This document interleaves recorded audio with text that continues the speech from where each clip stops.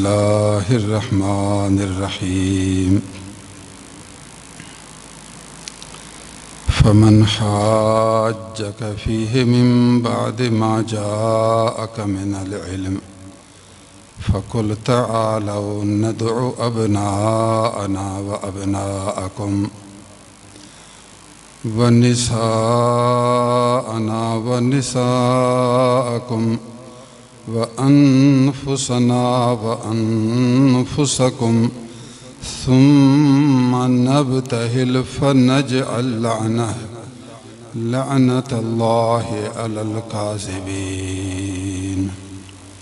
صدق الله العظيم اللهم صل وسلم وبارك على سيدنا ومولانا محمد وآله وأصحابه أجمعين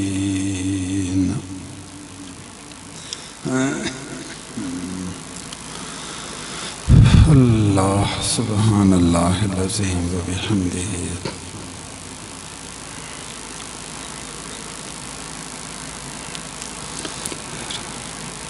الحمدللہ کہ ہم سب مسلمان ہیں۔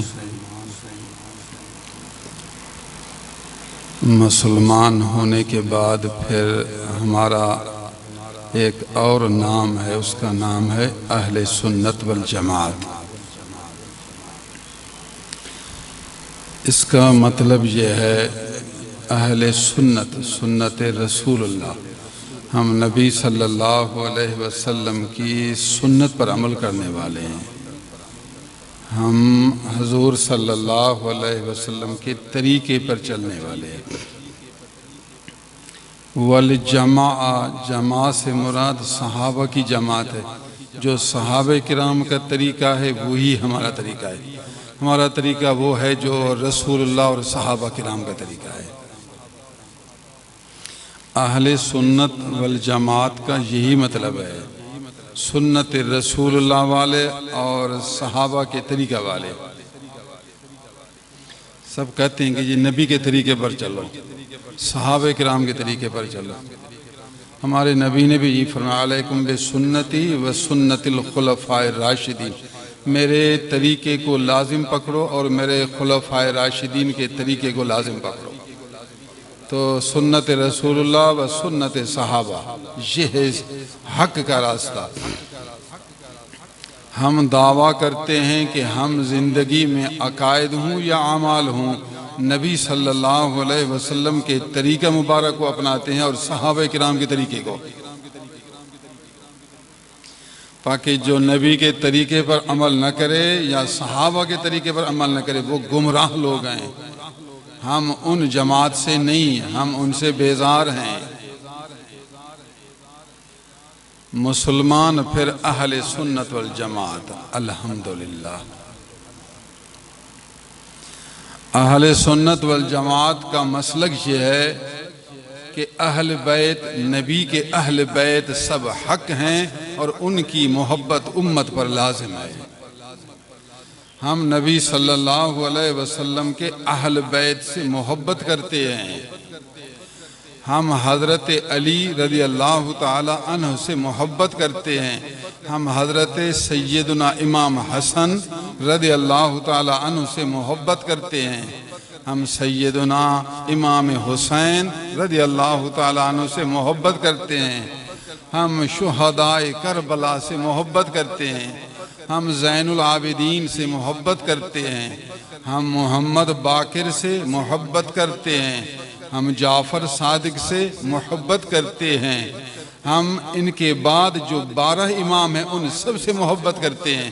تمام اہل بیت سے محبت کرتے ہیں، یہی ہماری نشانی ہے۔ اس کے بعد پھر ایک دوسری بات بھی ہے کہ ہم نبی کے صدقے، نبی کے تمام صحابہ کرام سے بھی محبت کرتے ہیں۔ نبی کی وجہ سے نبی کے جتنے بھی صحابی ہیں ہم سب کو جنتی سمجھتے ہیں، سب کو اپنے آنکھوں کا نور اور دل کا چین سمجھتے ہیں۔ یہ ہے اہل سنت والجماعت۔ جو آدمی اہل بیت کی محبت کا دعویٰ کرے صحابہ کو برا بھلا کہے تو یہ گمراہ جماعت ہے۔ اسی طرح جو صحابہ سے محبت کا دعویٰ کرے اہل بیت کو نعوذ باللہ برا بھلا کہے یہ بھی گمراہ جماعت ہے۔ اہل سنت والجماعت وہی ہیں کہ نبی کے صدقے اہل بیت سے بھی محبت کرتے ہیں اور صحابہ کرام سے بھی محبت کرتے ہیں۔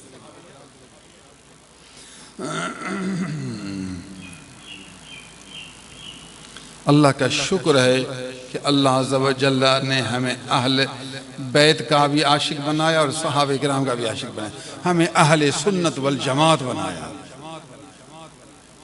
پیر ایسا لے جو اہل سنت والجماعت ہو، یاد رہے کوئی گمراہ پیر نہیں بن سکتا، جو گمراہ ہے وہ ولی اللہ نہیں بن سکتا۔ ولی اللہ وہ ہوتا ہے جو اہل سنت والجماعت کے مسلک سے ہو۔ اللہ سبحان اللہ۔ ہمارے زمانے میں محرم شریف میں کچھ لوگ پھر اہل بیت کی محبت کا دعویٰ کرتے ہیں، حضرت علی کی محبت کا دعویٰ کرتے ہیں۔ حالت یہ ہے کہ نبی کی سنت کو بھی چھوڑتے ہیں اور صحابہ کرام کے طریقوں کو بھی چھوڑتے ہیں، نہ نبی کا طریقہ نہ صحابہ کا طریقہ، تو پھر یہ کیسے راہ حق پر ہوں گے؟ جو حضرت ابو بکر صدیق رضی اللہ تعالیٰ عنہ کو برا کہے، استغفر اللہ، اس سے بڑھ کر برا آدمی کوئی اور ہوگا؟ خبردار، گمراہ آدمیوں کی صحبت سے اپنے آپ کے بچائیں گے، گمراہ آدمیوں کی مجلس سے اپنے آپ کو بچائیں گے، گمراہ آدمی کی تقریر سننے سے اپنے آپ کو بچائیں گے۔ عوام کے لیے گمراہ آدمی کی تقریر ایک جملہ سننا یہ بھی گناہ ہے، ہو سکتا ہے اس جملے میں اس کو غلط بات کہہ دے۔ حضرت ابو بکر صدیق رضی اللہ تعالی عنہ جیسے نبی صلی اللہ علیہ وسلم کی عاشق، یار غار، جس کا لقب صدیق اکبر ہے، اس کو کوئی برا کہے، استغفر اللہ، اس سے بڑا برا پھر اور کون ہوگا؟ پھر حضرت عمر فاروق اعظم رضی اللہ تعالی عنہ کو برا کہے، استغفر اللہ، معاذ اللہ، تو ایسا آدمی بہت بڑا گمراہ آدمی کہلائے گا کہ جو نبی کے سب سے پیارے ہیں ان کو برا بھلا کہتا ہے۔ میں ان کی خدمت میں ایک دلیل دیتا ہوں سمجھ کے لیے۔ اے لوگو، اے فرقہ والو، آپ کا دعویٰ ہے کہ حضرت علی اللہ کے پیارے ہیں، حضرت علی محبوب ہیں، حضرت علی ہمارے آنکھوں کی ٹھنڈک ہیں، حضرت علی کی ایک بات اور ایک عمل سب حق ہے رضی اللہ تعالیٰ عنہ۔ اگر آپ اس دعویٰ میں حق ہیں تو پھر ہم آپ کو کہیں گے کہ حضرت علی رضی اللہ تعالیٰ عنہ ابو بکر صدیق سے محبت کرتے تھے، حضرت علی رضی اللہ تعالیٰ عنہ حضرت عمر فاروق اعظم سے محبت کرتے تھے۔ اگر آپ کی محبت علی سے ہے تو پھر محبوب کا محبوب بھی محبوب ہوتا ہے۔ علی آپ کا محبوب ہے تو پھر علی کا محبوب بھی آپ کا محبوب ہونا چاہیے۔ اگر آپ کی محبت ابو بکر سے نہیں، سمجھو آپ کی محبت حضرت علی سے بھی نہیں۔ اگر آپ کی محبت حضرت عمر فاروق سے نہیں تو سمجھو آپ کی محبت حضرت علی سے نہیں، کیونکہ حضرت علی کی محبت ابو بکر سے بھی ہے اور عمر سے بھی ہے رضی اللہ تعالیٰ عنہ۔ سبحان اللہ۔ آپ کو حدیثیں سناؤں تو پھر شاید آپ سے بھول جائیں، ان کی بھی سمجھ میں بات نہ آئے۔ میں آپ کو کچھ عقلی دلائل دیتا ہوں، الزامی دلائل دیتا ہوں، وہ آپ کی سمجھ میں آئیں گے۔ حضرت ابو بکر صدیق رضی اللہ تعالی عنہ کی بی بی صاحبہ حرم محترمہ، بی بی کا نام ہے بی بی اسماء بنت امیس رضی اللہ تعالی عنہ۔ حضرت ابو بکر صدیق جو اللہ کو پیارے ہوئے تو اس بی بی کا نکاح حضرت علی سے ہوا۔ حضرت علی رضی اللہ تعالی عنہ نے حضرت ابو بکر صدیق کے بعد ابو بکر کی بیوہ اسماء سے نکاح کیا۔ بتاؤ کوئی آدمی اپنے دشمن کی بیوی سے نکاح کرے گا؟ کیا علی کے پاس دنیا میں عورتیں نہیں تھیں؟ اور حضرت علی رضی اللہ تعالیٰ عنہ اگر شادی کرنا چاہتے ہیں، کیا اس کے پاس کوئی دنیا میں عورت نہیں اس خاتون سے شادی کرے گا جو اس کے دشمن کی بیوی ہوئی ہے؟ اس بات سے معلوم ہوا کہ حضرت علی رضی اللہ تعالیٰ عنہ کے دل میں حضرت ابو بکر صدیق کی محبت تھی۔ آپ سمجھتے تھے کہ ابو بکر اللہ کے محبوب ہیں، تو آپ کی اہلیہ محترمہ یہ بھی عقل والی ہیں، یہ بھی دین والی ہیں، یہ بھی تقوی والی ہیں، یہ بھی اعلیٰ مقام والی ہیں۔ عرب کا دستور تھا۔ ابو بکر صدیق رضی اللہ تعالیٰ عنہ کی یہی بیوی جو بیوی اسماء ہے، یہ پہلے جعفر صادق کی بیوی تھی۔ حضرت جعفر صادق رضی اللہ تعالیٰ عنہ ایک جنگ میں شہید ہوئے، تو جعفر تیار کی رحلت شہادت کے بعد حضرت ابو بکر صدیق نے اس کو نکاح کیا۔ تو حضرت ابو بکر صدیق کے بعد پھر حضرت علی نے اس کو نکاح کیا۔ عرب کا یہ دستور تھا، وہاں اس کو شرمندگی محسوس نہیں کرتے تھے۔ ہمارے زمانے میں دماغ تبدیل ہوا ہے، ہمارے زمانے کے لوگوں کی سوچ اور ہے، لیکن اس زمانے میں یہی سوچ تھی، خاتون فارغ نہ بیٹھے، جب تک اس کی صحت ہے وہ شادی کرتی رہے، وہ بھی محفوظ رہے گی، مرد کو بھی فائدہ ہوگا، عورت کو بھی فائدہ ہوگا۔ اس زمانے میں رواج یہی تھا۔ تو ایک خاتون ہے، پہلے جعفر تیار کی بیوی ہے، اس کے بعد پھر ابو بکر صدیق کی بیوی ہے، ابو بکر صدیق کے بعد پھر حضرت علی رضی اللہ تعالی عنہ کی حرم محترمہ ہے۔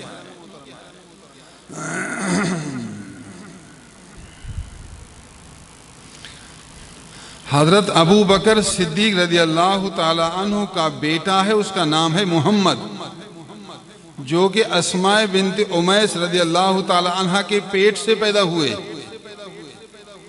جب اسماء بنت امیس کا نکاح حضرت علی سے ہوا تو پھر یہ بیٹا بھی حضرت علی کے گود میں آیا، ہے بیٹا ابو بکر کا، لیکن بیٹا اپنی امی کے ساتھ ہوتا ہے تو اسی طرح حضرت علی کا بیٹا بن گیا، پالا ہوا بیٹا۔ تو یہ محمد علیہ الرحمہ حضرت علی رضی اللہ تعالی عنہ کے گھر پلتے رہے۔ ادھر ابو بکر کے بیٹے ہیں، اب حضرت علی کے بیٹے بن گئے۔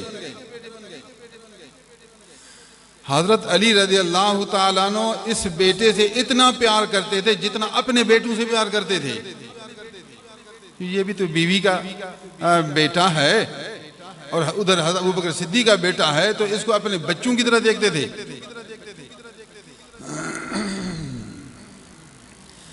میں ان فرقے والوں کو دعوت دیتا ہوں، ان کو ہدایت کرتا ہوں، ان کو دلیل پیش کرتا ہوں، ان کو سمجھاتا ہوں کہ حضرت علی رضی اللہ تعالی عنہ کی محبت حضرت ابو بکر صدیق سے تھی۔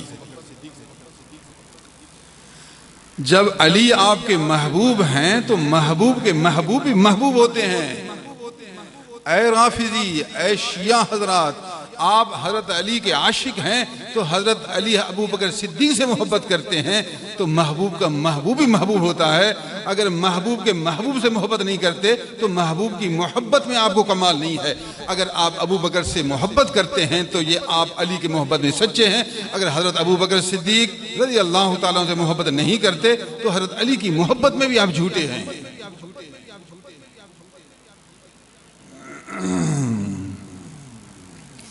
ایک عقلی طریقے سے میں نے آپ کو دلیل پیش کی، ایک دوسری دلیل جو کہ محبت کے لیے ایک عملی ثبوت ہے، وہ یہ ہے کہ حضرت علی رضی اللہ تعالی عنہ نے اپنے بیٹے کا نام ابو بکر رکھا۔ بتاؤ کوئی اپنے بیٹے کا نام دشمن کے نام سے رکھے گا؟ نہیں، ابھی آپ یزید رکھیں گے اپنے بیٹے کا نام، حالانکہ شرعاً تو جائز ہے یزید نام رکھنا، لیکن یزید سے آپ کو نفرت ہے کہ ہمارے امام پاک کا دشمن ہے، ہمارے محبوب کا دشمن ہے، تو آپ اپنے بیٹے کا نام یزید نہیں رکھیں گے، آپ کو اس نام سے غصہ ہے۔ تو بتاؤ حضرت علی کا اگر حضرت ابو بکر صدیق سے غصہ ہوتا یا عداوت ہوتی یا دشمنی ہوتی تو کبھی اپنے بیٹے کا نام ابو بکر نہ رکھتے۔ تو بیٹے کا نام ابو بکر رکھنا اس بات کی دلیل ہے کہ حضرت علی رضی اللہ تعالی عنہ کے حضرت ابو بکر صدیق سے محبت تھی۔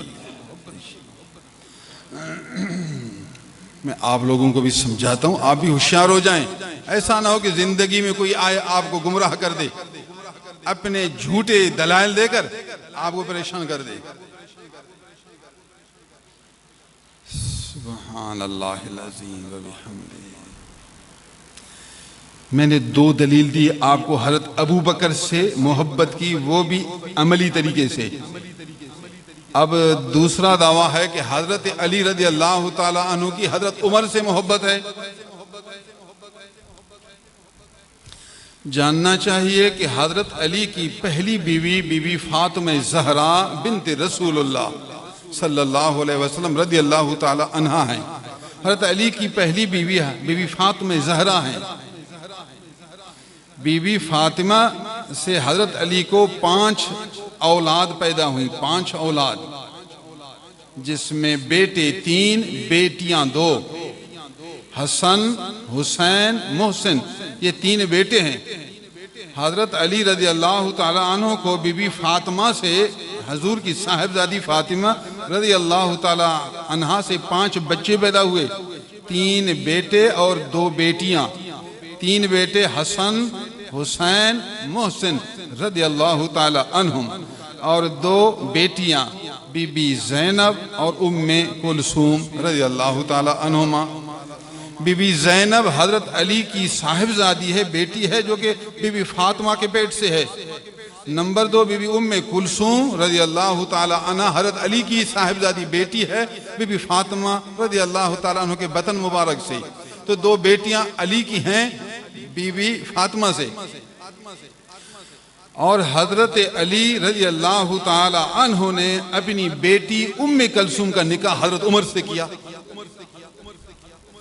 تو بتاؤ کوئی آدمی اپنی بیٹی اپنے دشمن کو نکاح دے گا؟ آپ اس سے ناراض ہیں، آپ کی اس سے دشمنی ہے، آپ کی اس سے نفرت ہے، اور آپ اپنی بیٹی اس کو نکاح دیں گے؟ یہ کیسے ہو سکے گا؟ اور وہ بھی بی بی فاطمہ کے پیٹ سے۔ حضرت علی رضی اللہ تعالی عنہ نے اپنی صاحبزادی بی بی ام کلثوم، جو بی بی فاطمہ زہرا رضی اللہ تعالی عنہا کے بطن مبارک سے ہے، اس کا نکاح حضرت امیر المؤمنین عمر فاروق رضی اللہ تعالی عنہ سے کیا۔ معلوم ہوا کہ حضرت علی عمر فاروق رضی اللہ تعالی عنہ سے محبت کرتے ہیں، عمر کو اچھا آدمی سمجھتے ہیں، عمر کا پیار دل میں رکھتے ہیں۔ جو آدمی حضرت علی کی محبت کا دعویٰ کرے اور وہ عمر سے محبت نہ کرے تو یہ حضرت علی کی محبت کے دعویٰ میں جھوٹا ہے۔ اگر آپ حضرت علی کی محبت میں سچے ہیں تو محبوب کا محبوب بھی محبوب ہوتا ہے، محبوب کا محبوب بھی محبوب ہوتا ہے۔ آپ محبوب کے محبوب سے محبت نہیں کرتے تو یہ اس بات کی دلیل ہے کہ آپ کی محبت علی سے نہیں ہے۔ ہم اہل بیت سے بھی محبت کرتے ہیں، ہم صحابہ کرام رضوان اللہ تعالی علیہم اجمعین سے بھی محبت کرتے ہیں۔ تو آپ ایک کی وجہ سے آپ دوسرے کو خراب کہیں تو یہ بات غلط ہے، یہ بے سمجھی ہے۔ ہر ایک کو اپنا درجہ دو، ہر ایک کو اللہ تعالیٰ نے ایک ایک درجہ دیا، ہر ایک اپنے درجے پر کھڑا ہے۔ نبی نبی ہے، رسول پر رسول ہے، ولی ولی اللہ ہے، عالم کا درجہ اپنے علم کا درجہ ہے، ابا اپنے درجے پر ہے، امی اپنے درجے پر ہے۔ آپ ابا کو امی کا درجہ نہیں دیں گے، امی کو ابا کا درجہ نہیں دیں گے۔ اللہ نے تقسیم کی ہے، اللہ نے تقسیم کی ہے۔ رب نے جس کو جو مقام دیا اس کو وہی مقام دینا، یہی راہ حق ہے۔ اہل سنت والجماعت کا یہی مسلک ہے، یہی علامت ہے۔ وہ اہل بیت کو اہل بیت کا مقام دیتے ہیں، صحابہ کرام کو صحابہ کرام کا مقام دیتے ہیں۔ سبحان اللہ العظیم و بحمدہ۔ بلا وجہ غلط باتیں گھڑنا، غلط باتیں بنانا۔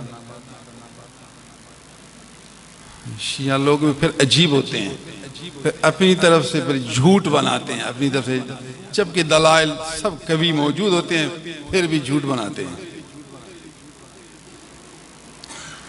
شیعہ لوگ کہتے ہیں کہ رسول اللہ صلی اللہ علیہ وسلم کی ایک بیٹی تھی، 4 بیٹیاں نہیں تھی، حالانکہ سیدنا محمد الرسول اللہ صلی اللہ علیہ وسلم کی بیٹیاں 4 ہیں۔ حضور صلی اللہ علیہ وسلم کی صاحبزادیاں 4 ہیں، ایک نہیں۔ بی بی رقیہ، بی بی زینب، بی بی ام کلثوم، بی بی فاطمہ، یہ 4 بیٹیاں ہیں رسول اللہ صلی اللہ علیہ وسلم کی۔ شیعہ کیوں انکار کرتے ہیں؟ کہتے ہیں 4 نہیں 1 ہے، کیوں؟ وہ کہتے ہیں کہ نبی کی بیٹی ایک تھی فاطمہ، اور فاطمہ کا نکاح ہوا علی سے۔ نبی کی بیٹی جس کے گھر میں جائے، سبحان اللہ، وہ علی کا مقام بلند ہے۔ اگر دوسری بیٹیاں مانیں گے تو پھر دوسرے داماد بھی بنیں گے، پھر ان کی بھی عزت کرنی پڑے گی۔ وہ کہتے ہیں ان کی ہم عزت نہیں کریں گے، بس صرف علی، باقی کچھ بھی نہیں ہے۔ اللہ کا بندہ، اللہ نے نبی کو 4 بیٹیاں دیں، پھر ہر ایک کو اپنا اپنا مقام دیا۔ نبی صلی اللہ علیہ وسلم کی صاحبزادی بی بی رقیہ رضی اللہ تعالی عنہ کا نکاح حضرت عثمان غنی سے ہوا۔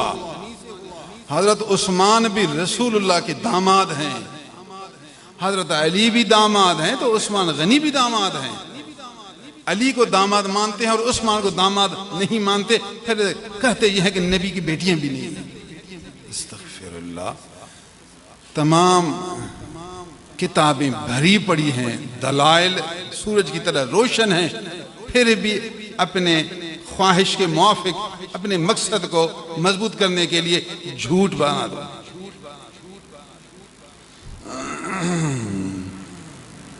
علمی باتیں تو بہت ہوتی ہیں، اپنے مسلک کو سمجھنا، پھر اپنے دلائل سمجھنا، یہ بھی ہمارا کام ہے۔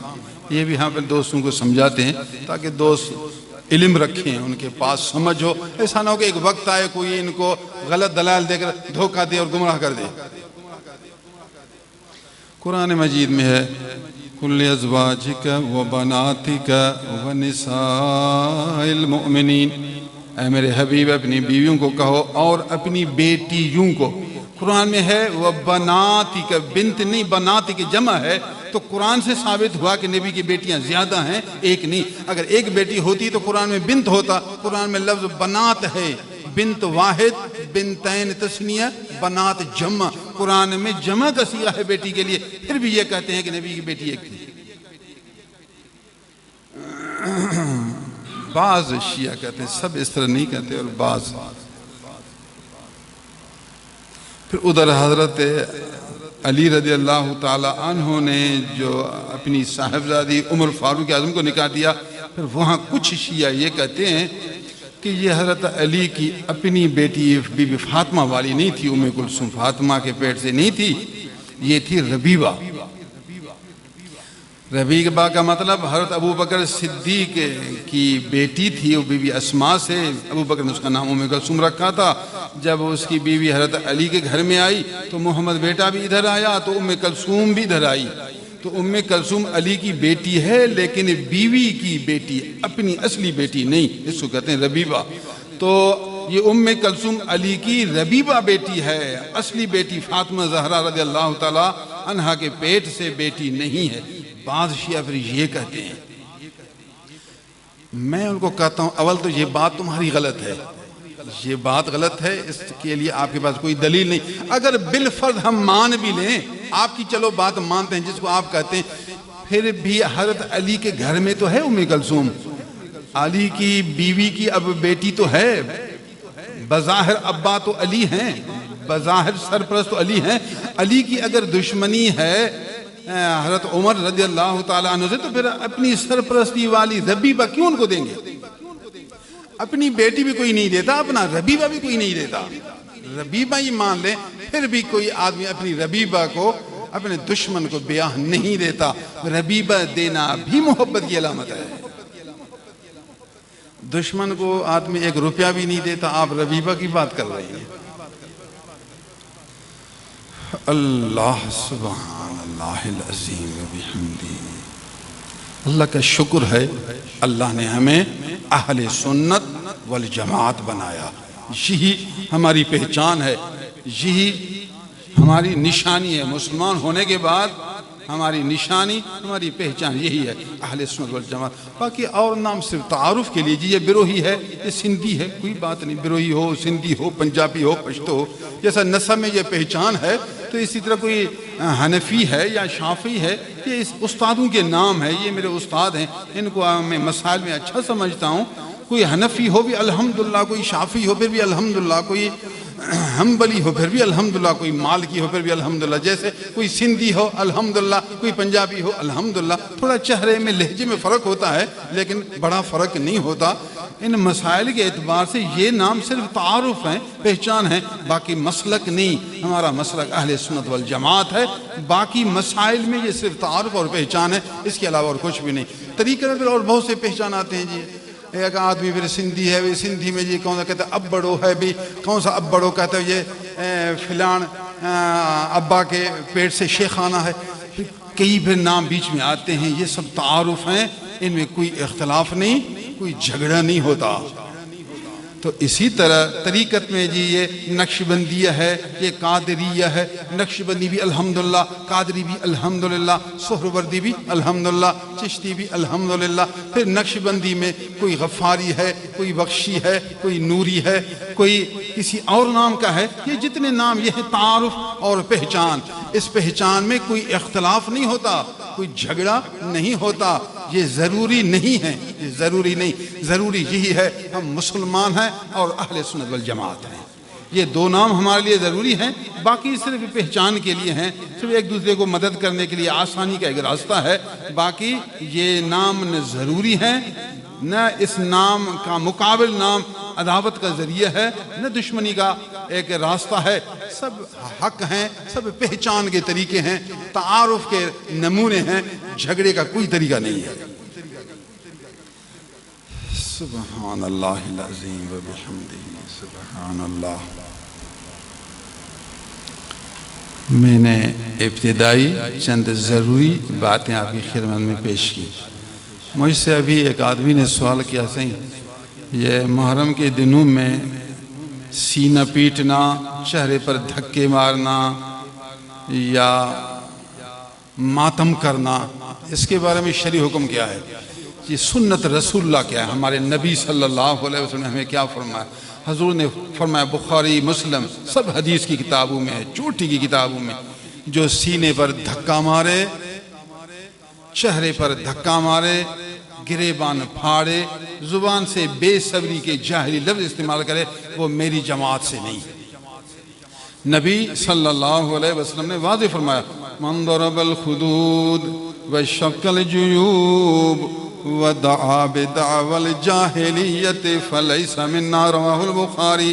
جو آدمی اپنے چہرے پر دھکے مارے یا گریبان پھاڑے، غصے میں آ کر یا دکھ میں آ کر گریبان پھاڑے، سر پر مٹی ڈالے یا زبان سے جزع و فضع بے صبری کے جاہلی لفظ استعمال کرے۔ کس نے آپ کو مارا؟ ظاہر ہوتا تو میں اسے لڑتا، ظاہر ہوتا تو میں اس کو بندوق مارتا، مجھ پر اس نے بڑا ظلم کیا۔ استغفر اللہ، جاہلی لفظ، خلاف شرع لفظ، بے صبری کے لفظ استعمال منہ سے کرے، اس میں فرمایا وہ ہماری جماعت سے نہیں، وہ میرے دین محمدی اللہ صاحب الصلوات والسلام والتسلیمات سے نہیں، وہ میری جماعت سے نہیں۔ میری جماعت میں صبر ہے، میری جماعت میں اللہ کی تقدیر پر راضی رہنے کا سبق ہے۔ میں نے تو یہی دین آپ کو سمجھایا۔ حضور صلی اللہ علیہ وسلم جب مدینے میں آئے تو وہاں عرب کا دستور تھا، کوئی آدمی مرتا نا، پھر عورتیں جمع ہوتی تھیں، پھر عورتیں پیٹتی تھیں، پھر اس آدمی کی عجیب و غریب تعریف کرتی تھیں۔ عورتیں پیسے سے بلائی جاتی، پیسے ان کو پیسے دے کر بلائی جاتی، پھر ان کو پیٹنے کا طریقہ آتا تھا، ماتم کرنے کا طریقہ آتا تھا، بولنے کا اٹکل آتا تھا، وہ میت کی عجیب و غریب تعریف کرنے کا نمونہ آتا تھا۔ اس کو کہتے ہیں نائحہ، یہ نوحہ۔ نبی صلی اللہ علیہ وسلم نے ہمیں نوحہ سے منع فرمایا، اے عورتوں نوحہ نہیں کریں گے، میرے دین میں نوحہ بری چیز ہے، میں تمہیں منع کرتا ہوں۔ جو عورت نوحہ کرتی ہے اس پر اللہ کی لعنت برستی ہے۔ نبی کریم رؤوف رحیم صلی اللہ علیہ وسلم نے صحابہ کرام اور امت کو نوحہ کرنے سے منع فرمایا، فرمایا کہ نوحہ نہ کریں۔ اب بھی کچھ جاہل عورتوں کی عادتیں ہیں، پھر آواز سے روتی ہیں، پھر پیٹتی ہیں، پھر عجیب و غریب لفظ زبان سے استعمال کرتی ہیں، 2-3 دن تک۔ وہاں بھی عورتوں میں بھی رواج ہے، باہر سے عورتیں بلائی جاتی ہیں۔ اسلام میں یہ منع ہے، اسلام نے منع کیا۔ آپ خود بھی اس نوحہ سے بچیں، اپنے گھر والوں کو تلقین کریں، سمجھائیں، جہاں دیکھیں ان کو تعلیم دیں کہ اسلام میں نوحہ کرنا حرام ہے، جو خاتون نوحہ کرتی ہے اس پر رب کی لعنت برستی ہے۔ حضور صلی اللہ علیہ وسلم نے صبر کا حکم فرمایا، تقدیر الہی پر راضی رہنے کا حکم فرمایا۔ اس صبر کا اللہ اجر دینے والا ہے۔ اسلام نے تو ہمیں یہی حکم کیا۔ باقی ایک فرقہ روڈوں پر نکلے، پھر سینے پر دھکے مارے، سر پر دھکے مارے، پھر عجیب و غریب لفظ زبان سے استعمال کرے، بے صبری کا مظاہرہ کرے، تو یہ گمراہ جماعت ہے۔ خبردار، اپنے آپ کو اس گمراہ جماعت سے بچائیں گے۔ اس گمراہ جماعت میں شریک بھی نہیں ہوں گے، اس کے جلوس میں داخل نہیں ہوں گے، ان کے جلوس کو دیکھنے کی بھی کوشش نہیں کریں گے۔ ہاں سرسری کیسے کرتے ہیں تاکہ میں دیکھوں اور بچوں دور سے، وہ اور بات ہے۔ مزہ اٹھانے کے لیے دیکھنا بھی حرام ہے، ایسا ماتم کرنا بھی حرام، شریک ہونا بھی حرام، مزہ لینے کے لیے دیکھنا بھی حرام۔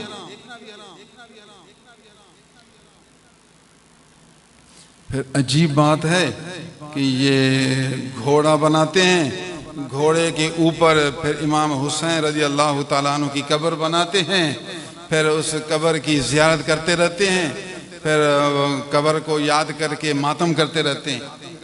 ہمارے نبی صلی اللہ علیہ وسلم نے فرمایا، جہاں کوئی قبر نہیں، یہ بغیر قبر کے وہاں زیارت کے لیے جاتے ہیں، وہاں زیارت والا رنگ اختیار کرتے ہیں، اللہ کی لعنت ہے ایسے لوگوں پر۔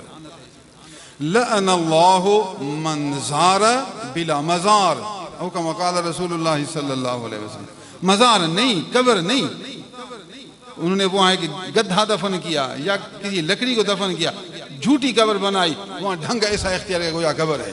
استغفر اللہ، بغیر قبر کے زیارت کا سارا رنگ اختیار کرے تو ایسے لوگوں پر لعنت ہے خدا کی۔ تو یہ بھی کسی لکڑی کو قبر کی شکل بنائیں، کسی صندوق کو قبر کی شکل بنائیں، یا کپڑے پلاسٹک سے قبر کی شکل بنائیں، پھر وہاں زیارت والا رنگ اختیار کریں، تو یہ شریعت میں، اسلام، دین اسلام میں، دین محمد صلی اللہ علیہ وسلم میں حرام ہے، اور رسول اللہ نے ایسے لوگوں پر لعنت کی ہے۔ خبردار، تو آپ ہوشیار ہو جائیں گے، اپنے آپ کو لعنت سے بچائیں گے، گمراہ لوگوں سے بچائیں گے، گمراہوں کا طریقہ اختیار نہیں کریں گے۔ اگر آپ ان کی صحبت میں بیٹھیں گے، آپ کے پاس علم نہیں تو پھر وہ اپنے دلائل دیں گے، آپ کو اپنے دلائل دیں گے۔ مجھے ایک آدمی نے کہا، کسی بی بی فاطمہ زہرا رضی اللہ تعالی عنہ کا جو بیٹا محسن ہے، اس کو کس نے مارا؟ میں نے کہا وہ بچپن میں اللہ کو پیارے ہو گئے۔ اس نے کہا نہیں صحیح، اس کو مارا کسی نے، وہ بتاؤ۔ میں نے کہا اس کو کسی نے نہیں مارا، یہ تقدیر الہی، قضاء الہی سے فوت ہو گئے، قضاء الہی سے خدا کا حکم آیا، بیمار ہوئے، فوت ہوئے۔ اس نے کہا ایسی بات نہیں ہے، ایسی بات نہیں، اس کو حضرت عمر نے مارا ہے، اس کو کس نے؟ حضرت عمر فاروق اعظم نے محسن کو مارا۔ میں نے کہا عمر فاروق اعظم بڑوں کو نہیں مارتا، چھوٹے بچے کو کیا مارتا ہے؟ تھوڑا دماغ بھی تو کرو نا۔ عمر فاروق اعظم نے کسی کو نہیں دیکھا، تھوڑا دماغ بھی چاہیے نا، کسی کو نہیں دیکھا، بڑوں کو نہیں دیکھا اور بڑوں سے لڑائی نہیں کی۔ کہتا نہیں حضرت علی سے اس کی دشمنی تھی، حضرت علی سے جو جنگ نہیں کر سکا تو چھوٹے بچے کو مار دیا۔ بھئی کیسے مارا اس کو؟ کہا کہ جو حضرت علی کا دروازہ تھا نا، لکڑی کا دروازہ، اس محسن کو لکڑی دروازے میں آ کر لکڑی کو ایسے دبا دیا، زور دیا، محسن اندر دب کر ایسے مر گیا۔ دیکھتے ہو کیسی جھوٹ بناتے ہیں۔ میں نے کہا اس کے لیے آپ دلیل دو، یہ جو آپ بات کر رہے ہیں اس کے لیے دلیل چاہیے، دلیل دو۔ کہتا ہے سچ ہے اسے۔ میں نے کہا دلیل دو نا، آپ منہ سے کہتے سچ ہے تو کسی کتاب میں دکھاؤ، کسی حدیث کی کتاب میں ہو یا صحیح تاریخی کتاب میں ہو، صحیح سیرت کی کتاب میں ہو، کسی بھی صحیح کتاب میں یہ موجود نہیں ہے۔ شیعہ اگر اپنی طرف سے اپنی کتابوں میں جھوٹ گھڑ کر بیان کریں تو ہم اس پر اعتبار نہیں کریں گے۔ تاریخ جو معتدل مؤرخین ہیں ان میں کوئی نہ کوئی دلیل موجود ہو تو پھر ہم باور کرنے کے لیے یا جواب دینے کے لیے تیار ہیں۔ کسی کتاب میں نہیں ہے، بس جھوٹ باندھتے ہیں اپنی طرف سے کہ حضرت عمر فاروق اعظم رضی اللہ تعالیٰ عنہ نے صاحبزادہ محسن کو لکڑی کے اندر، دروازے کے اندر دبا کر شہید کیا ہے۔ یہ سب باتیں جھوٹ ہیں، یہ بغیر دلیل کے ہیں، بغیر سند کے ہیں، اپنی طرف سے گھڑ گھڑ کر یہ روایتیں بیان کرتے ہیں۔ ایسا نہیں کوئی آدمی اپنی سے بات گھڑے پھر آپ اس کو حق سمجھے، آپ اس کو سچ سمجھے۔ سبحان اللہ۔ پھر میں وہی بات کہوں گا، عمر نے تو علی کے بیٹے کو قتل کیا اور علی اپنی بیٹی اس کو شادی دیتا ہے، یہ کیسے ہو سکتا ہے؟ آپ کی اگر یہ بات سچی ہو کہ عمر رضی اللہ تعالیٰ عنہ نے علی کے صاحبزادہ محسن کو شہید کیا ہے، چھوٹے بچے کو، تو پھر علی اپنی بیٹی اس کو کیسے دیتا ہے؟ یہ سب جھوٹی باتیں ہیں، ہوشیار ہو جائیں گے۔ آج کل حالت یہ ہے، لوگ خواب جھوٹے دیکھ کر ان خوابوں کو پھر کتاب میں لکھتے ہیں، ان خوابوں کو وہ تاریخ کرتے ہیں، کبھی کبھی اپنے خواب کو پھر حدیث بیان کرتے ہیں، خواب کو جو نا قرآن کا درجہ دیتے ہیں، میں نے خواب دیکھا۔ شیطان ان کو غلط خواب دکھاتا ہے، اس کو پھر یہ قرآن و حدیث کا درجہ دے کر لوگوں کو سناتے ہیں۔ پھر اس نے کہا یہ فلاں عالم نے کہا ہے، پھر اس نے دوسرے کو کہا، دوسرے نے تیسرے کو کہا، پھر یہ کتابوں میں لکھا گیا، سمجھا گیا شاید یہ بھی کوئی بات ہے۔ خبردار، ان کی پوری تحقیق چاہیے کہ اول کس کتاب میں ہے، پھر اس کے بعد کس نے نقل کیا ہے، اس نے جو نقل کیا تو اس کی اصل کیا ہے، کس کتاب سے نقل کیا ہے، اس نے سنا یا آنکھوں سے دیکھا، اس نے کسی سے نقل کیا تو پھر جو اصل کتاب اسی کو دیکھو، پھر اس نے جسی سے نقل کیا پھر اسی کو دیکھو، آخرکار جھوٹ واضح ہو جائے گا۔ تو ایسے مسائل ہمارے پاس بہت آئے، ہم نے بڑی تحقیق کی، پھر حقائق ہمارے سامنے کھل گئے۔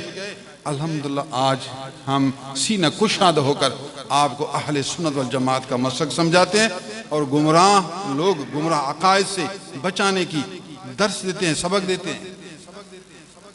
اس لیے کامل پیر، عالم باعمل پرہیزگار، اہل سنت والجماعت سچے عالم پرہیزگار جو کہ صاحب دل ہو، اللہ کی محبت سے دل روشن ہو، بری صفات سے آزاد، اچھی صفات سے آباد ہو، ایسے پیر کو تلاش کریں، پھر ایسے پیر کی بیعت کریں، پھر ایسے پیر سے محبت کریں کہ بس میرا عقیدہ وہی جو میرے پیر کا عقیدہ ہے۔ یہ آپ کا عقیدہ کیا ہے؟ کہ مجھے زیادہ تو پتہ نہیں، میرا عقیدہ وہی ہے جو میرے پیر کا عقیدہ ہے۔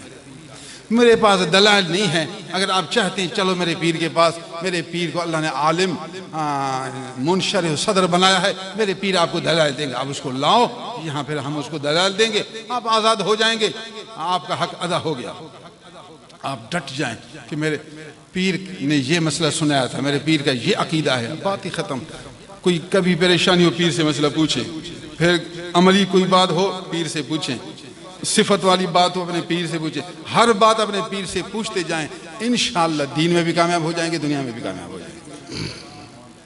باقی دکھ درد تو دنیا میں آتے ہیں، تکلیفیں تو آتی ہیں، یہ امتحانات دنیا میں ہوتے رہتے ہیں، دن بھی ہے اور رات بھی ہے، سردی بھی ہے، گرمی بھی ہے۔ اگر آپ ہر بات اپنے پیر کے سامنے رکھیں گے، آدھی بات رکھی آدھی بات چھپا دی تو پھر تو پورا پتہ نہیں چلے گا نا۔ اگر آدھی بات تو آپ نے چھپا دی ہے، ہم آدھی بات کا حکم دیں گے، پھر کہیں گے یوں ہوا۔ آپ ساری بات رکھیں، ساری بات آپ اس تشت ازبام کہتے ہیں، تھالی میں مکمل اس کو کھول کر رکھیں تو پھر انشاءاللہ پیر رہنمائی کرے گا، قرآن و سنت کے موافق آپ کو سمجھائے گا، آپ کا دین بھی محفوظ رہے گا، آپ کی دنیا بھی محفوظ رہے گی۔ جو شخص اپنے پیر سے سچا ہو، پیر کی محبت میں اچھا ہو، پیر کی محبت میں مضبوط ہو، نسبت میں مستحکم ہو، اللہ کی رحمت خود اس کی شامل حال ہوتی ہے۔ اللہ اسے پیار کرتا ہے، پھر اس کے لیے راستے کھولتا ہے، اللہ تعالیٰ اس کے لیے خود بخود آسانیاں پیدا کرتا ہے، کہتا ہے یہ میرے دوست سے پیار کرتا ہے، میرے دوست سے محبت کرتا ہے، پھر راستے وہ خود بخود کھولتا ہے، دل میں بھی الہام خود بخود کرتا ہے، کبھی کبھار طاقت بھی دیتا ہے، اگر زیادہ سچا ہے اللہ طاقت بھی دیتا ہے، راستے بھی کھولتا ہے، طاقت بھی دیتا ہے، منزل مقصود تک پہنچاتا بھی ہے، اس کو کامیابی کرتا ہے، یہ اس کا فضل ہے۔ جو کسی ولی اللہ سے سچا ہے، رب تعالیٰ اس کے سارے کام قدرت سے، خزانہ غیب سے خود بخود سنوارتا رہتا ہے۔ سبحان اللہ العظیم بحمدہ، سبحان اللہ۔ یہ ابتدائی باتیں ہیں جو آپ کو بتائیں۔ میں نے قرآن مجید کی ایک آیت شریف پڑھی ہے، قرآن مجید میں اہل بیت کے متعلق آیتیں ہیں، صحابہ کرام کے بارے میں بھی آیتیں ہیں، اولیاء کرام کے بارے میں بھی آیتیں ہیں۔ قرآن تو رہنمائی ہے۔ حضور صلی اللہ علیہ وسلم مدینے میں آئے، تو آپ کی تبلیغ بڑھ گئی، حضور کی تبلیغ بڑھ گئی، یمن اسلامی ملک میں داخل ہوا۔ تو حضرت علی، معاذ بن جبل، دیگر صحابہ یمن پہنچ گئے تبلیغ کرنے کے لیے۔ یمن میں عیسائی لوگ، نصارہ زیادہ تھے، تو نصارہ ہمارے نبی کے پاس پہنچ گئے۔ نصارہ کا مسلک یہ ہے کہ 3 خدا ہیں، حضرت عیسیٰ بھی خدا، بی بی مریم یہ چونکہ خدا کی بیوی ہے یہ بھی خدا، اللہ بھی خدا، یہ 3 خدا ہیں۔ نعوذ باللہ تعالیٰ منہ، اللہ ایک ہے 3 نہیں۔ حضور نے فرمایا کہ نصارہ یہ قول تمہارا غلط ہے، یہ عقیدہ باطل ہے، ایسا نہیں، اللہ ایک ہے، وحدہ لا شریک اللہ، اللہ کے ساتھ کوئی شریک نہیں، عیسیٰ اللہ کا بندہ ہے اور پیغمبر ہے، بی بی مریم ولی اللہ ہے، نیک خاتون ہے، خدا نہیں، خدا کی نعوذ باللہ بیوی نہیں، عیسیٰ خدا کا بیٹا نہیں۔ وہ کہتے ہیں کہ مریم نعوذ باللہ خدا کی بیوی اور عیسیٰ خدا کا بیٹا، بیوی بھی تو وہی کمال رکھے گی، بیٹا بھی تو وہی کمال رکھے گا۔ حضور نے فرمایا یہ عقیدہ غلط ہے، ایسے نہ کہو۔ انہوں نے کہا بھلا عیسیٰ کا ابا بتاؤ کون ہے؟ عیسیٰ کا ابا؟ حضور نے فرمایا عیسیٰ کو ابا نہیں، اللہ نے بغیر ابا کے اپنے حکم سے اس کو پیدا فرمایا، کہ ابا نہیں، اماں ہے ابا نہیں، تو پھر کیسے ہوگا یہ؟ تو پھر خدا نا، خدا، پھر خدا کا ہی بیٹا ہوا، کیا ہوا؟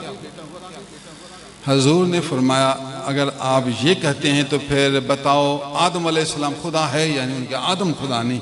حضور نے فرمایا آدم کا ابا کون؟ کہا کہ کوئی نہیں۔ بھلا آدم کا اماں؟ کہتے ہیں اماں بھی نہیں۔ آدم کو نہ ابا نہ اماں، پھر تو یہ بطری کا اولا خدا ہو۔ تمہارے قاعدے کے موافق عیسیٰ علیہ السلام کو ابا نہیں تو پھر خدا ہے، تو آدم کو ابا بھی نہیں اماں بھی نہیں، پھر تو بطری کا اولا یہ خدا ہو۔ اب یہ دلیل سمجھانے کے لیے دلیل، جو آپ دلیل دے رہے ہیں، دعویٰ کر رہے ہیں، اس لیے دلیل دے رہے ہیں، تو یہاں تو بطری کہ اولا وہ قاعدہ فٹ ہو رہا ہے۔ تو پھر آپ آدم کو بھی خدا کہو، آدم کو ہم خدا نہیں کہیں گے، باقی عیسیٰ کو خدا کہیں گے۔ انہوں نے دلائل دیے، حضور نے جواب دیے، پھر اپنے دلائل دیے، یہ دلائل بحث مباحثہ یہ چلتا رہا۔ آخرکار انہوں نے مانا نہیں۔ حضور نے فرمایا اگر آپ ضد کرتے پھر مباحلہ، آخری فیصلہ مباحلہ ہے۔ مباحلہ کا مطلب آپ اپنے پیاروں کو بلاؤ، خود بھی آؤ، پیاروں کو بلاؤ، بیوی، بیٹے، بیٹیاں، جسم کے ٹکڑے لاؤ، میں بھی اپنے گھر والوں کو، پیاروں کو لاؤں گا۔ دعا کرتے ہیں اللہ اگر محمد کی بات سچی تو پھر نصارہ کو ہلاک کر دو، اگر نصارہ کی بات سچی تو پھر محمد اس کے بچوں کو ہلاک کرو۔ دعا کرتے ہیں اللہ کو تو ہم مانتے ہیں سب، تو پھر جو سچا ہے وہ جیت جائے، جو جھوٹا ہے وہ مر جائے۔ یہ ہے مباحلہ، دعا کرتے ہیں۔ انہوں نے پہلے کہا ٹھیک ہے، بس یہ آخری فیصلہ ہے، جو سچا ہے پھر وہ جیت جائے، جو جھوٹا ہے وہ مر جائے۔ حضور نے فرمایا کل یہاں پہنچ جاؤ، اپنے پیاروں کو بھی لاؤ۔ حضور صلی اللہ علیہ وسلم گھر گئے، حضرت علی، بی بی فاطمہ، حسن، حسین، یہ گھر والے جی 4 5 خود یہ 5 آدمی ہو گئے۔ یہ 5 آدمی میدان میں پہنچ گئے۔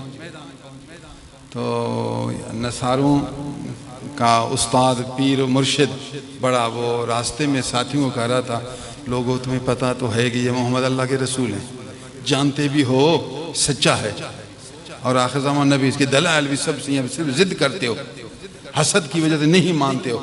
اب ہاتھ جو اٹھائے ہم سب ذلیل ہو جائیں، باندر بن جائیں، بھولے بن جائیں، پھر کیا حال ہوگا؟ میں تو ابھی سے ڈرتا ہوں، اور آگے جا بھی نہیں سکتا۔ جائیں گے مریں گے، بس مسئلہ حل کرو، صلح کرو، جان چھڑاؤ، کیا کریں بھائی؟ انہوں نے کہا بس وہ زور تو نہیں کرتا کہ ضرور مسلمان ہو جاؤ، مسلمان ہو جاؤ یا ہمارے تابع رہو، تابع رہو گے سال میں آپ جزیہ ادا کرو گے، جزیہ ادا کریں گے، پھر اور کیا کریں گے؟ جی ٹھیک ہے، پھر ابھی ڈرتے ہیں تو پھر یہ حال ہے۔ تو انہوں نے ہار مان لی، قریب پہنچے۔ حضور نے فرمایا کیا مشورہ؟ دعا شروع کریں؟ انہوں نے کہا کہ نہیں، دعا نہیں، بس ہم نے مان لیا کہ آپ جو ہمارے اوپر جزیہ رکھے ہمیں قبول ہے۔ حضور نے فرمایا 2000 حلہ، سال میں آپ 2000 پوشاک ہمیں دیں گے، اتنے اونٹ دیں گے، اتنی بکریاں، اتنی گائے اور اتنے ہتھیار، ہر جنس سے ہمیں سالانہ اتنا جزیہ ادا کریں گے، ہمارے تابع رہیں گے، ہمارے زیر فرمان رہیں گے، ٹھیک ہے آپ ہمارے ملک میں رہیں، ہم آپ کی حفاظت کریں گے، لیکن تابع رہ کر ہر سال اتنا جزیہ ادا کیا قبول ہے، قبول ہے۔ حضور جب واپس ہوئے، حضور نے فرمایا اگر یہ مباہلہ کرتے، حضور نے ان بچوں کو فرمایا، علی، فاطمہ، حسن، حسین کو، میں جب ہاتھ اٹھاؤں، میں دعا کروں، پھر تم کہنا آمین آمین آمین۔ میں دعا کرتا اور یہ حسن، حسین، فاطمہ، علی اگر یہ آمین آمین کہتے تو خدا کا عذاب نازل ہوتا، یہ سارے نصارہ غرق ہو جاتے۔ سبحان اللہ۔ اس کے لیے قرآن مجید کی یہ آیتیں نازل ہوئی۔ فَمَنْ حَاجَّكَ فِيهِ مِن بَعْدِ مَا جَاءَكَ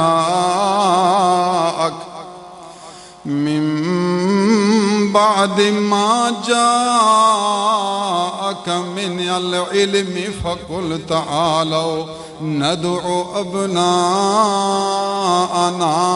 وَأَبْنَاءَكُمْ وَنِسَاءَنَا وَنِسَاءَكُمْ وَأَنفُسَنَا وَأَنفُسَكُمْ إِلَى آخِرِهِ۔ اے میرے حبیب، دلیل کے بعد اگر یہ نہ مانے پھر ان کو کہو کہ آ جاؤ، ہم اپنے بچوں کو بلاتے ہیں، اپنے بیٹوں کو بلاتے ہیں، اپنی پیاری عورتوں کو بلاتے ہیں، اپنی جانوں کو بلاتے ہیں، اس کے بعد رو رو کر اللہ کی دربار میں دعا کرتے ہیں، دعا کرتے ہیں اللہ جو سچا ہے وہ بچ جائے اور جو جھوٹا ہے اس پر عذاب نازل ہو جائے، خدا کا غضب نازل ہو جائے، جھوٹے پر خدا کا غضب نازل ہو جائے، ہم یہ دعا کریں گے۔ اللہ نے قرآن مجید میں اپنے محبوب کو سمجھایا، ارے محبوب آپ ان سے مباہلہ کریں، ڈرے نہ، بس آپ اعلان دیں، آپ دعا کریں، جھوٹوں پر خدا کا غضب نازل ہوگا۔ حضور صلی اللہ علیہ وسلم کو فرمایا گیا ندعو ابناءنا و ابناءکم، اپنے بیٹے۔ اللہ تعالیٰ نے امام حسن، امام حسین کو حضور کا بیٹا کہا قرآن میں۔ نمبر 2 نساءنا و نساءکم، پیاری عورتوں میں فاطمہ زہرا کو چنا، پیاری عورتوں میں، چونکہ یہ بیٹی ہے اور بیٹی جسم کا ٹکڑا ہے، بیٹی بہت پیاری ہوتی ہے، آدمی نہیں چاہتا کہ وہ ہلاک ہو جائے، وہ غرق ہو جائے۔ تو جب میں اپنی بیٹی کو میدان میں لایا ہوں، معلوم ہوا کہ میں سچا ہوں، میں مضبوط ہوں، اپنے عقیدہ میں راسخ ہوں، جو بولتا ہوں حق بولتا ہوں، میرے اندر کوئی لچک نہیں، کوئی جھجک نہیں، کوئی کمزوری نہیں، بالکل حق بات کرتا ہوں، نہیں ڈرتا۔ وَأَنفُسَنَا وَأَنفُسَكُمْ، اپنی جانوں کو، حضور صلی اللہ علیہ وسلم حضرت علی کو اپنی جان کہا، میں اور علی اس دونوں کو انفس کہا۔ حضرت علی رضی اللہ تعالیٰ عنہ حضور کی جان اور حضرت علی کی جان، پیارے جان منا پیارے، جسم کا ٹکڑا۔ حضرت علی رسول اللہ کے محبوب ہیں اور رسول اللہ حضرت علی کے محبوب ہیں۔ حضور صلی اللہ علیہ وسلم نے مباہلہ کے وقت حضرت علی کو بلایا، چونکہ یہ اب گھر کا فرد ہے۔ 5 یہ 5 تن پاک ہیں، یہ 5 تن پاک ہیں، یہ 5 تن محبوب لولاک ہیں، 5 تن پاک ہیں، محبوب لولاک ہیں۔ حضور نے مباہلہ میں ان 5 کو چن لیا، میدان میں آگئے تو شیطان بھاگ گیا۔ یہ 5 تن پاک میدان میں جو آئے تو شیطان بھاگ گیا، شیطان سمجھ گیا میرا دال یہاں نہیں چلے گا، میرا دال نہیں چلے گا۔ سبحان اللہ، یہ ہے قرآن، وہ نبی صلی اللہ علیہ وسلم کی زندگی عالی شان، حضور کی زندگی، حضور نے دلائل بھی دیے، حضور نے مباہلہ بھی کیا، حضور نے اپنے بچوں کو میدان میں بھی لایا، بچوں کو میدان میں لایا، فرمایا میری بات حق ہے، میں جو کہتا ہوں اس میں سچا ہوں، آ جا، آخری مرحلہ مباہلہ ہے تو مباہلہ بھی ہم کریں گے۔ سبحان اللہ، اللہ ہمارے زمانے میں یہ مولوی چھوٹی چھوٹی باتوں پر کہتا ہے آؤ مباہلہ کریں، چھوٹی بات میں مباہلہ نہیں کیا جاتا، عقیدہ میں مباہلہ کیا جاتا ہے۔ یہ سنیں، مباہلہ شریعت کا ایک عمل ضرور ہے، ایک کام ضرور ہے، مگر مباہلت تب کیا جاتا ہے جو عقیدہ میں مسئلہ ہو، ایک نمبر دو دلائل دے کر دلائل تام ہوں، دلائل مکمل ہوں، فائدہ نہ ہو، وہ ضد پر اترے تو پھر آخری مرحلہ مباہلہ ہے، پھر مباہلہ کیا جاتا ہے۔ فروعی مسائل میں چھوٹی بات میں کہتے ہیں مباہلہ کریں، اذان سے پہلے صلاۃ پڑھنا جائز ہے، نہیں جاکر مباہلہ کریں۔ اللہ کا بندہ یہ تو مستحب کام ہے، عقیدہ کا کام نہیں، عمل کا کام ہے، پھر مستحب کام ہے، تو اس مستحب کام میں مباہلہ کرنے کی اجازت نہیں ہوتی۔ آپ اتنا اپنے آپ کو ڈھیلا نہ کریں، آپ مباہلہ کرتے ہیں جہاں یہودیوں سے مباہلہ کریں، آپ قادیانیوں سے مباہلہ کریں، قادیانی سے مباہلہ کریں، آپ مکمل اسلام کے اندر اپنے آپ کو سمیٹ لیں، داخل کریں، تقوی علم تقوی میں ماہر ہو جائیں، اللہ کا فضل طلب کریں، سب متفق متحد ہو جائیں، اس کے بعد پھر خدا کا فضل طلب کریں، پھر مباہلہ کریں۔ ہر چیز کے لیے پھر ایک قاعدے کی ضرورت ہے، ایک نظام کی ضرورت ہے، ایک قانون کی ضرورت ہے۔ قانون کے بغیر نہ، بغیر قانون دھو نہ کریں، اس کو اللہ پسند نہیں کرتا۔ بس اس لیے کہا نا فَمَنْ حَاجَّكَ فِيهِ مِن بَعْدِ مَا جَاءَكَ مِنَ الْعِلْمِ، پہلے حاجَّكَ مِن بَعْدِ مَا جَاءَكَ مِنَ الْعِلْمِ فَقُلْ، پھر فے ہے جزا، من حاجَّكَ پھر ہے فَقُلْ تَعَالَوْا، جب تک حاجَّكَ نہیں، جَاءَكَ مِنَ الْعِلْمِ نہیں، تو پھر فَقُلْ تَعَالَوْا نہیں۔ یہ قرآن بھی تو آپ سمجھیں کہ قرآن کیا سمجھاتا ہے، تو قرآن جو سمجھاتا ہے اس کے موافق عمل کریں گے تو پھر برکت ہوگی، قرآن کے موافق عمل نہیں کرتا پھر اپنی ضد شروع کر دیا تو پھر جہالت ہے نا، جہالت میں خدا کی رحمت نہیں ہوتی۔ اللہ سبحان اللہ العظیم و بحمدہ سبحان اللہ۔ ایک آیت شریف اہل بیت کی شان میں یہی ہے، بہترین آیت ہے، اور دوسری آیت شریف سورہ احزاب میں ہے انما یرید اللہ لیذہب عنکم الرجس اہل البیت ویطہرکم تطہیرا۔ اے اہل بیت، اللہ تمہارے بارے میں یہ چاہتا ہے کہ تم سے یہ بری صفت یا گناہوں کی پلیتی کو دور کرے۔ اللہ یہ چاہتا ہے تمہیں ہر شائبہ سے، ہر برے عمل کے دھبی سے، نشان سے آپ کو دور کرے، تمہیں پاک کرے، اچھی طرح پاک، بری صفت، برے عمل، برے خیالات یہ سب دور کرے، اچھے عقائد، اچھے اعمال، اچھی صفات، پاک سے پاک بنا دے۔ رب تعالیٰ یہی چاہتا ہے تمہارے لیے۔ یہاں اہل بیت کے لفظ میں بظاہر تو حضور کے اہل بیت ہیں، لیکن یہاں حضور کی بیویاں بھی شامل ہیں۔ آپ سیاق و سباق پڑھیں۔ یا نساء النبی لستن کأحد من النساء ان اتقیتن فلا تخضعن بالقول فیطمع الذی فی قلبہ مرض وقلن قولا معروفا۔ اے نبی کی بیویاں، تم دوسری عورتوں میں سے کسی بھی ایک عورت کی طرح نہیں، تم نبی کی بیویاں اور دوسری عورتیں ہیں، تمہیں چاہیے تقویٰ کرو، تقویٰ کرو۔ اگر کوئی باہر کا آدمی آئے تو پیار کے لہجے میں اسے بات نہ کرو، پیار کے لہجے میں باہر کے آدمی سے، اجنبی مرد سے بات نہ کرو۔ فلا تخضعن بالقول، اگر آپ پیار کے لہجے میں بات کرو گے تو اس کے دل میں برا خیال آئے گا، جس کے دل میں بیماری ہو اس کے دل میں برا خیال آئے گا۔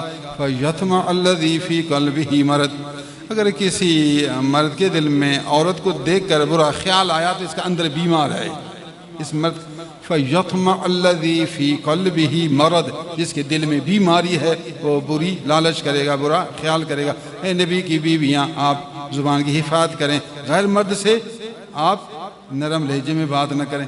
بیویوں کا حالت انداز یہ تھا کہ اگر باہر کے آدمی سے بات کرتی تو ہاتھ منہ پر رکھتی، دیکھیے ہاتھ منہ پر رکھو تو آواز تبدیل ہوتی ہے، آواز کا حسن معلوم ہی نہیں ہوتا، اتنا احتیاط کرتی تھی نبی کی بیویاں اجنبی آدمی سے بات کرنے کے لیے۔ قرآن نے جو کہا فلا تخضعن بالقول، نہیں حاضر معلوم نہیں، خدا نے نہیں فرمائی. فلا تخضعن بالقول، نرم لہجے سے بات نہ کریں. وجہ بیان کر دی. فیطمع الذی فی قلبہ مرض، جس کے دل میں بیماری ہے، برا سوچے گا، وہ غلط سوچے گا. نبی کی بیوی کے بارے میں غلط سوچنا تباہی ہے. وَقُلْنَا قَوْلًا مَعْرُوفًا، بات آپ حق کریں، جو بات صحیح کریں، لیکن انداز وہ حسن والا نہ کریں، پیار والا نہ کریں. وَقَرْنَ فِي بُيُوتِكُنَّ وَلَا تَبَرَّجْنَ تَبَرُّجَ الْجَاهِلِيَّةِ الْأُولَىٰ وَأَقِمْنَ الصَّلَاةَ وَآتِينَ الزَّكَاةَ وَأَطِعْنَ اللَّهَ وَرَسُولَهُ. اے نبی کی بیویو، اپنے گھروں میں بیٹھی رہو، اپنے گھروں میں بیٹھی رہو، اسلام سے باہر والے طریقوں کی طرح باہر نہ پھرو. تم نبی کی بیویاں باہر نہ پھرو. وَلَا تَبَرَّجْنَ تَبَرُّجَ الْجَاهِلِيَّةِ الْأُولَىٰ، گھر میں رہ کر نماز پڑھتی رہو، زکوٰۃ دیتی رہو، اللہ کی فرما برداری کرتی رہو، رسول اللہ کے طریقے پر چلتی رہو. اللہ تعالیٰ نبی کی بیویوں کو سمجھا رہا ہے. یا نسان نبی، یا نسان نبی سے تو شروع کیا، نبی کی بیویاں پوری آج چل رہی ہے. میں آپ کو لائن سے قرآن سنا رہا ہوں. وَأَقِمْنَ الصَّلَاةَ وَآتِينَ الزَّكَاةَ وَأَطِعْنَ اللَّهَ وَرَسُولَهُ. إِنَّمَا يُرِيدُ اللَّهُ لِيُذْهِبَ عَنْكُمُ الرِّجْسَ أَهْلَ الْبَيْتِ، اللہ تعالیٰ چاہتا ہے اے اہل بیت کہ تم سے پلیتی دور کرے. دیکھیے اوپر نسان نبی چل رہا ہے، یہاں اہل بیت کہا تو اہل بیت سے پہلے درجے میں نبی کی بیویاں مراد ہیں. آپ قرآن کو اول سے تو پڑھو، اس کو کہتے ہیں سیاق و سباق سے تو دیکھو. تو اہل بیت سے مراد نبی کی بیوی، کہتے ہیں نبی کی بیویاں نا، نبی کی بیٹی مراد ہے. شیعہ لوگ بی بی عائشہ صدیقہ کو برا بھلا کہتے ہیں. شیعہ کیا کہتے ہیں؟ بی بی عائشہ نبی کی بیوی ہے، بی بی عائشہ رسول اللہ صلی اللہ علیہ وسلم کی حرم محترمہ ہے، ان کو برا بھلا کہتے ہیں. تو آپ ان کو کہو کہ بی بی عائشہ اہل بیت میں شامل ہیں. یہ جو قرآن کی آیت ہے، انما یرید اللہ لیذہب عنکم الرجس اہل البیت، اے اہل بیت، اللہ تعالیٰ چاہتا ہے کہ پلیتی تم سے دور کرے. تو اہل بیت میں نبی کی سب بیویاں شامل ہیں. بی بی عائشہ صدیقہ رضی اللہ تعالیٰ عنہا بھی شامل ہیں. بی بی فاطمہ کو شامل کرتے ہیں لیکن بی بی عائشہ کو شامل نہیں کرتے، حالانکہ قرآن کے سیاق سباق میں تو پہلے زیادہ بیویاں آ رہی ہیں. تو آپ ہوش رکھیں گے، گمراہ لوگوں کی باتوں سے بچیں گے. گمراہ لوگ جو آپ کو کچھ ٹوٹکے سنائیں گے، ٹوٹکے میں آپ کو پھنسائیں گے، اس سے پرہیز کریں گے. میں نے آج کی مجلس میں آپ کو مسلک اہل سنت والجماعت کے بارے میں قرآن و سنت حقائق کی روح سے سمجھایا ہے. انشاءاللہ تعالی میرے دوست سمجھیں گے، پھر یاد کریں گے، پھر دل دماغ میں یہ باتیں رکھیں گے، پھر جم جائیں، ڈٹ جائیں گے. میں مر سکتا ہوں لیکن میں نے اپنے پیر سے یہ بات سنی ہے، اس بات کو میں چھوڑ نہیں سکتا. جب آپ کا عقیدہ مضبوط ہو، پیر سے سچی محبت ہو، پھر شیطان کو طاقت نہیں ہے آپ کو گمراہ کر سکے. شیطان کو طاقت نہیں، شیطان آپ کے پیچھے لگے گا، آپ کو گمراہ کرے گا، بہکائے گا، مختلف طریقے سے نقصان دینے کی کوشش کرے گا. اللہ عز و جل آپ کو اور ہمیں اہل بیت کی بھی محبت نصیب فرمائے، صحابہ کرام رضوان اللہ تعالیٰ علیہم اجمعین کی محبت نصیب فرمائے، اہل سنت والجماعت کے مسلک پر ثابت قدم رکھے، اپنے پیر کی نسبت، پیر کی جماعت میں استقامت نصیب فرمائے. پھر خوب تبلیغ کرنے، دعوت و تبلیغ کرنے کی توفیق نصیب فرمائے. حضرت امام حسین رضی اللہ تعالیٰ عنہ تو تبلیغ کے لیے گھر سے نکلے، مکہ سے کوفہ تبلیغ کے لیے، قرآن و سنت کی تعلیم دینے کے لیے. اس تبلیغ و تعلیم کے لیے آپ کو کتنی تکلیف پہنچی، بچے شہید ہو گئے، گھر والے شہید ہو گئے، آپ شہید ہو گئے. شہادت قبول کی مگر تبلیغ و دعوت نہیں چھوڑی. تو پھر ہمیں بھی کوشش کرنی ہے. گمراہی بڑھتی جا رہی ہے، عجیب و غریب آدمی پیدا ہو رہے ہیں، ٹی وی پر بیٹھ کر وہ دلائل دیتے ہیں، لوگ سنتے ہیں، ان کو کیا پتا. یار یہ تو بہت اچھے دلائل دے رہے ہیں. ہاں جی، یہ غامدی صاحب بڑا یہ محقق ہے، غامدی بڑا محقق ہے، یہ بڑا پروفیسر ہے، یہ ڈاکٹر ہے، دلائل بہترین دیتا ہے. اللہ کا بندہ ایسا نہیں کہ جو ٹی وی پر بیٹھے دلائل دے تو آپ سنو قبول کرو. اس آدمی کی بات مانو جو قرآن و حدیث پر مہارت رکھے. مہارت رکھنے کے بعد پھر نفس کو بھی مارے کہ نفس کی خواہشات ختم ہوں. یہ کسی مفاد کی وجہ سے بات نہ کرے، دنیا کی لالچ سے فارغ، اپنی شہرت سے فارغ، کسی کے خوف سے فارغ. اللہ کا سچا بندہ، حضور صلی اللہ علیہ وسلم کے دین کا سچا عاشق، کسی اللہ والے کا خادم بن کر نفس کو غلام کیا ہوا، وہ ایسے آدمی کی بات سنو. یہ آپ کو رہنمائی کرے گا، سیدھی راہ سنائے گا. کامل پیر تلاش کر، اس کی بیعت کر، اس کی نسبت میں استقامت کر، پھر عمل کرنے کی کوشش کر، خوب دعوت و تبلیغ کر. اللہ تعالیٰ آپ کا حامی و ناصر ہو. ہمارا سالانہ اجتماع قریب آ رہا ہے. 1 مہینہ ہے بیچ میں، بس یہ محرم ابھی سفر ہے، بیچ میں 1 مہینہ ہے، اس کے بعد پھر سالانہ اجتماع ہے. یہ محرم ہمارے سال کا پہلا مہینہ ہے.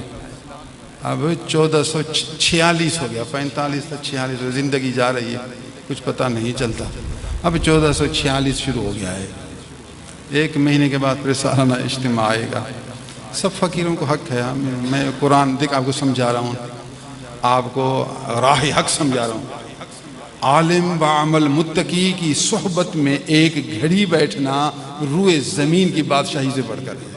یاد رکھو، ایک عالم پرہیزگار با خدا کی صحبت میں ایک گھڑی، ایک تقریر اس کی بیٹھنا ہے. 1 گھنٹہ بیان ہوتا ہے یا ایک مجلس کو کہتے ہیں. ایک تقریر میں بیٹھنا یہ پوری دنیا کی بادشاہی میں اس سے بڑھ کر ہے. ایک مجلس اس کی زندگی کو سنوار دیتی ہے. عالم پرہیزگار کی ایک مجلس پوری زندگی کی اصلاح کا ایک ذریعہ ہوتا ہے. تو پھر زندگی بن گئی تو جنت مل گئی. اب جنت کا ایک بالش تو پوری زمین سے بڑھ کر ہے، تو ان کی ایک مجلس سے پوری جنت ملتی ہے. پوری جنت کہاں اور روئے زمین کی بادشاہی کہاں. تو پھر ہم سالانہ اجتماع کے لیے بھی کوشش کرتے ہیں. لوگ دور دور سے آتے ہیں، یہاں 3 دن کا درس ہوتا ہے. ان کو قرآن سمجھاتے ہیں، حدیثیں سمجھاتے ہیں، عقائد سمجھاتے ہیں، پھر اعمال، پھر صفات. اپنی طرف سے کوشش کرتے ہیں. یہ نبیوں کا طریقہ. اب نبی تو کوئی نہیں آئے گا، نبی کے نائب بھی آئیں گے. عالم بعمل پرہیزگاری آئیں گے، آپ کو سیدھی راہ بتائیں گے. وہ ہمارے عرفان بھائی کو کوئی مسئلہ آتا ہے پھر مجھ سے پوچھتا ہے، صحیح یہ پریشانی آئی ہے، فلاں آدمی کہتا ہے کہ آپ کو کسی نے جادو کیا ہے یا کسی نے آپ کو تعویذ کیا ہے. ابھی میں کہا تو میرا پیر مجھے جو کہے نا بس میں اسی پر عمل کروں گا. کیسا اچھا جملہ ہے.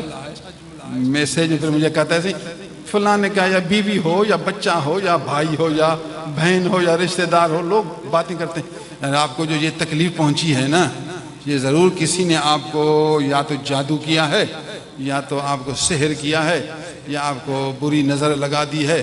کوئی نہ کوئی ہوگا، یہ غیبی کام ہوگا، کوئی حساب کا کام ہوگا. پھر یہ جواب دیتا ہے کہ میں اپنے پیر سے پوچھتا ہوں، میرا پیر مجھے جو کہے گا وہی کروں گا.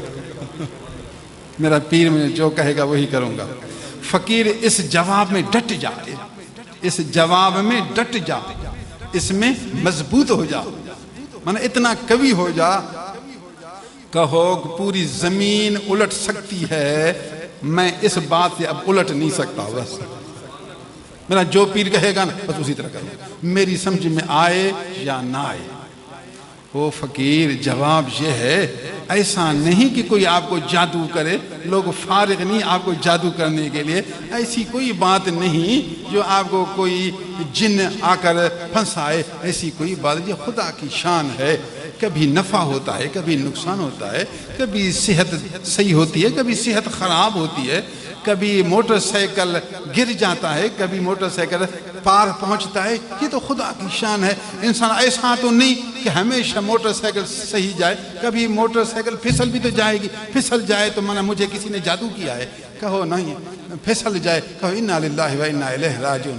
بس میرے اب گناہ جھڑ گئے، مجھے ثواب مل گیا.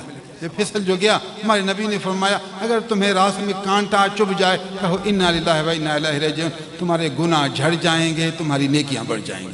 ہمارے نبی نے تو ہمیں یہی سمجھایا. انا للہ پڑھو بس یہ خدا کا ایک نظام ہے، ایسے ہوتا رہتا ہے، پریشانی کی کوئی بات نہیں، پریشانی کی کوئی بات نہیں، نہ فکر نہ غم نہ سوچ، پھر تکڑے ہو کر پھر آگے جاؤ۔ گاڑی چلا رہا ہے، کس نے مجھے جادو کیا، دوبارہ ایکسیڈنٹ ہو جائے گا، اسی سوچ اسی پریشانی میں، خدا کا بندہ نہ سوچ نہ پریشانی، کوئی فکر نہیں ہے، اپنا کام کرو، اپنے کام میں مضبوط ہو جاؤ۔ تقدیر الہی حق ہے، یہ نظام الہی خدا نے بنایا، اس میں نفع نقصان سب کچھ ہے، پریشانی کی بات نہیں۔ آپ خوب چستی سے، جوش سے، ہمت سے اپنا کام کرو، آگے بڑھو، اللہ کی مدد تمہارے شامل حال ہے۔ باقی اتنا ضرور ہے کبھی کبھار بد نظری لگتی بھی ہے، ایسی چیزیں ہوتی بھی ہیں، میں آپ کو سمجھاتا ہوں۔ آپ کو اگر تھوڑی فکر ہو تو الحمد شریف پڑھ کر اپنے آپ کو دم کرو، قل اعوذ برب الفلق قل اعوذ برب الناس پڑھ کر پھر بھی آپ کو بند کرو احتیاطاً۔ میں دم کرتا ہوں اپنے آپ کو، میرے پیر نے مجھے یہی سمجھایا، قل اعوذ برب الفلق قل اعوذ برب الناس، یہ دونوں صورتیں پڑھ کر اپنے آپ کو دم کرو۔ یہ آپ کی بد نظری کو بھی ختم کرے گا، یہ آپ کے جنوں کو بھی بھگائے گا، یہ آپ کے جادوگروں کو بھی بھجائے گا، یہ آپ کے جتنے اندر کی پریشان کو بھگائے گا۔ اللہ میں تیری پناہ لیتا ہوں، مجھے بچانے والا تو ہے، میرا ہر وقت توکل تجھ پر ہے، تیری پناہ لیتا ہوں، تیری کوٹ میں داخل ہوتا ہوں، تو بچا مجھے ہر شر سے۔ اللہ نے فرمایا میری تو نے پناہ لے لی، گھبرانا بس، اب پھر دل کو ٹھیک کر کے پھر اپنا کام چلاؤ۔ دعا کرنا حق ہے، اللہ کی پناہ لینا حق ہے، اللہ کی طرف متوجہ ہونا حق ہے، بوقت ضرورت یہ دعا پڑھنا حق ہے، یہ آیت شریف پڑھنا حق ہے۔ بس یہی سبق بناؤ، پریشانی کی کوئی ضرورت نہیں ہے، اپنا کام کرتے رہو، ورنہ ان فکروں میں آؤ گے، وسوسوں میں آؤ گے، ان جادوگروں کے خیالوں میں آؤ گے تو کام نہیں کر سکو گے، ہر وقت پریشانی۔ گردن میں درد پڑا ہے، پتہ نہیں کسی نے مجھے جادو کیا۔ جی میں کل گیا تھا اپنے ایک رشتہ دار کے گھر، واپس آیا نا، اب میرے پیٹ میں درد ہوا ہے، معلوم ہوا اس نے مجھے تعویذ کیا۔ خدا کا بندہ، رشتہ دار کے پاس جانے سے آدمی تھوڑا تھک جاتا ہے، تھک جانے سے پیٹ بند ہوتا ہے تو درد تو ہوگا۔